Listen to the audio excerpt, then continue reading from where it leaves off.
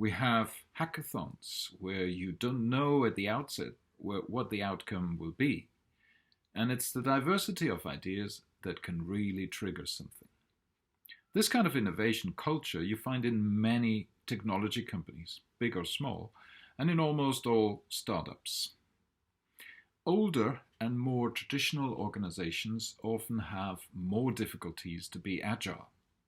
Now, why is that? What are some of the barriers to innovation? It is not age.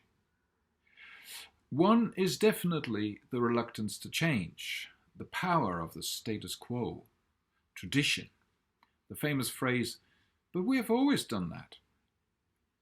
Reluctance to change is often fear of an uncertain future, or uncertainty avoidance, as we interculturalists say. In a VUCA environment, everything is uncertain and change happens at an increasing rate.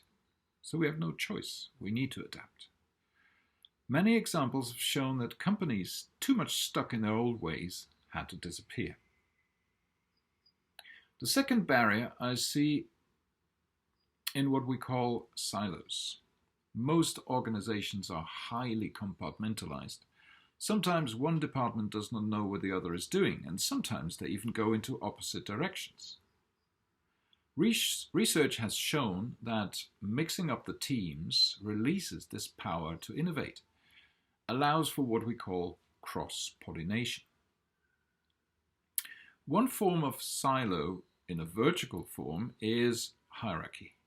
Strongly hierarchical pyramid structures find it much harder to adapt. And then we have something we call red tape. Rules and regulations that are maybe no longer necessary but still need to be complied by. Now, if you want to build a culture of innovation in your organization, in your team, you should not just copy what innovative companies such as Google or maybe SpaceX do. Each organization has to spot and then remove their own barriers to innovation. And here's one more fancy word for you, serendipity. It's often defined as discovery by accident or the power of coincidence. But if you create a culture of innovation, you create an environment where serendipity can happen.